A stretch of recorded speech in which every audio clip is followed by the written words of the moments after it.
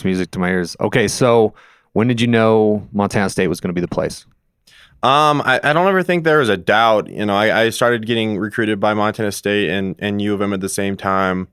And it always just, well, yeah, I mean, it was just always kind of obvious to me that I wanted to go to Montana State.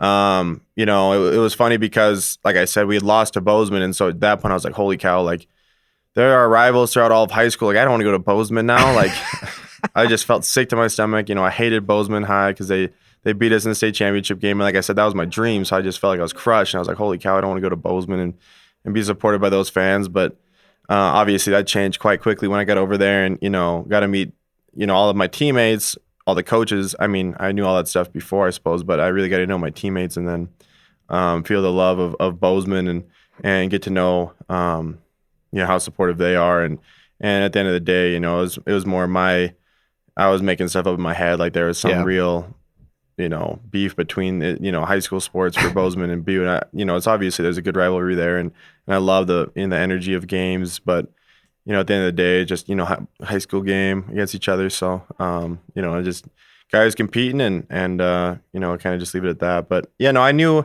I'd go to Montana State. It was always obvious for academic reasons. I came out of high school and that was one of my main priorities when I was looking at colleges for, football is, certainly it's never guaranteed that you're going to be healthy for one or that you're ever going to see the field when you decide to go play college ball, because you don't know what the situation is going to be with coaching.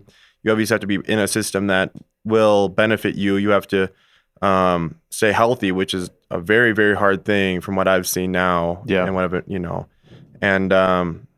sports are, unless you really do have you believe and you have all the tangibles that that you can go make a living playing the sport.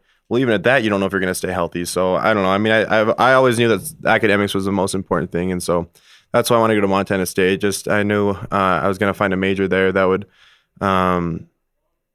just be the best for me. And then on top of that, obviously the coaching and the recruiting from the coaching was pretty special. Just kind of seeing that continuity between what I'd been coached from Coach Gray and into what they kind of modeled there at Montana State. And so I just saw that as an easy transition. Well, let's talk a little bit about that, because when you come from Coach Gray and then you get to on the campus Montana State, you're kind of by yourself.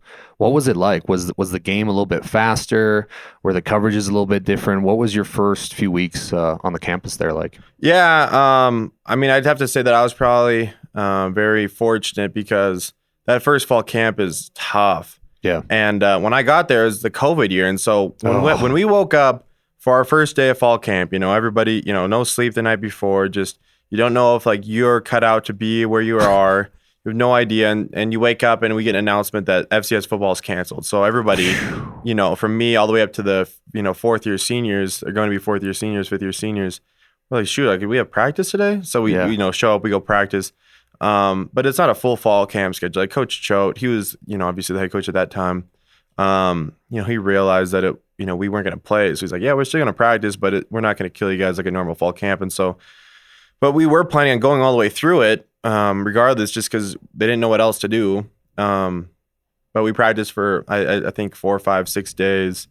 And then, we just shut it down because a lot, some of the older guys were like, I'm not going to get hurt. Like, Yeah. And we didn't even have a season. Like a lot of guys were crushed, so they didn't have much inspiration to be out there. But yeah, I mean, I certainly, even through those few practices, it's unbelievably different than high school sports. I'd say probably the biggest thing is just the X's and O's and how much detail there is into that. Obviously at quarterback, you have to know everyone on offense and defense. And so high school, most teams, they just kind of line up in their defense and they don't really roll to anything or they don't, show pressure on one side, bring a pressure on the other side. And offense, I never really knew much about protection. So having to learn how to change protections and learn the whole new system on offense. Because, outside, all the gap schemes that they had outside, inside, zones, triple option stuff and jet reads, and then all the different pass game with play action pass, pop passes, drop back,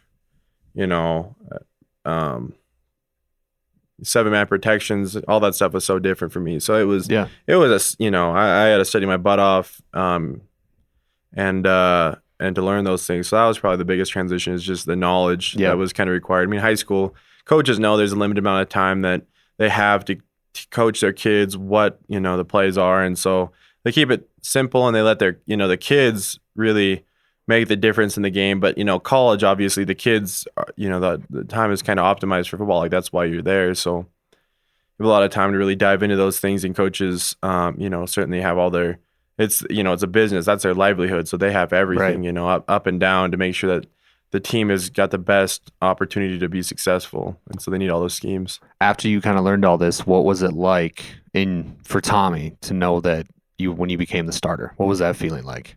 Well, I still was clueless at that point. Like, I guess knowledge wise, like when it was just, obviously just going into the playoffs. And throughout the season, all I was a wildcat quarterback. I was sat in on all the quarterback meetings. I was there, but there's so many things that the older guys would talk about, and they'd discuss, and I'd go right over my head because I didn't understand it, and they weren't going to take the time to explain something to me because I'd never go out there for that stuff. I'd be out there for the wildcat stuff, which is just essentially reading one guy. And then shoot at other points in the season, I was wide receiver, and I was, just only on special teams at other points. And so, I was trying to learn all these other things with techniques, and getting to know special teams was kind of big too. And so when they kind of put me back at quarterback, I had no idea what was going on, but they kept it, obviously, like I said, they know how to get the system to fit their, what their opportunities, what the players they have. And so, they fit it for me, obviously extremely well. And, obviously it puts a lot of stress on defenses that are trying to scout us because they have no idea what they're Right. going to get. And then game in and game out throughout the, 4-game run, it wasn't the same thing, from the first game to the second game to the third game. And so again, it makes it harder for them to scout. And so, we got to catch them on a few things that, just by kind of building that up a little bit. That's another beautiful thing about college sports that I never really considered, is just the continuity throughout the entire season and how coaches see, play calls, because, obviously it's always about winning, but it's also about, setting things up. And that's kind of one of the most beautiful things I've seen about college sports, is just, game 1 to game 5, like you're doing something in game 1 because, in game 6, that team is going to be scouting you out for something specific. And, you don't want to show them what you think you can do against game 6 opponent in game 1, because then they'll be prepared for it. Mm-hmm. So that was one of the most incredible things when I started to learn about that stuff. But Yeah, that's a good answer. I like that. Yeah. So now transitioning a little bit more, you guys make it to the FCS championship. Well, give me a point of view when you run out of that tunnel, what that was like, and what it was like to be not only the starter, but you get like this nickname, Touchdown Tommy. You get to play, like I just said, for national championship. You're running out in Frisco, Texas. What's going through your mind? Yeah, I mean, I was young, and every single game it was a blur. I really didn't know what was going on, to be honest with you. Like I was saying, X's and O's, but then even just seeing things, like I've talked to a lot of people that imitate this, but those first few games, like it was really like you blacked out. You could only see what was straight in front of you. You lost your peripheral vision, throughout the entire game. And it's just an insane amount of adrenaline because of how much you prepare, and you're not really prepared for that. And so, were you pretty nervous? Oh yeah, absolutely. All, the entire run. And I'd have to say, like, without a doubt, that was probably the hardest thing in my life. Obviously there was a lot of excitement surrounding me, but, just the pressure and the expectations was that maybe I put on myself more than anything, was just unbelievable. And it was tough to be honest with you, go out there, it's hard to understand, but like a national championship game, you obviously think that that's like your, the dream, but I was struggling to just get through the next day, because I just knew that, like, what I was doing was kind of, like I said, it was just all, I felt like it was almost by luck. Like I was just going out there and doing kind of what I could do, and it was like it just happened to keep on working. But I knew I wasn't running an offense effectively or efficiently, or like what an offense should have looked like. Like I knew at some point, like it wasn't gonna, that wasn't gonna work. And but so I don't know, like, yeah, like obviously excitement, running out there, but there was just so much, like the anxiety was unbelievable at that point. Yeah. Yeah, no, I totally get that 100%. One award that you got that I think was pretty cool, and I was doing a little research on the way here about you, but was the Doris Robinson Award, and you were the first athlete to get that out of the Big Sky. What did that award mean to you? Yeah, like I was referring to earlier, I went to Montana State because education was an extremely important part of my, decision process, and I think that this award kind of embodies what my choices were, and then my actions, how they've reflected, what I inspired to be, and just the consistency piece. I think that's what I have to say is it kind of embodies those two things, and that's what I certainly believe in is just consistency and effort, and certainly being recognized for a national award like that was pretty incredible.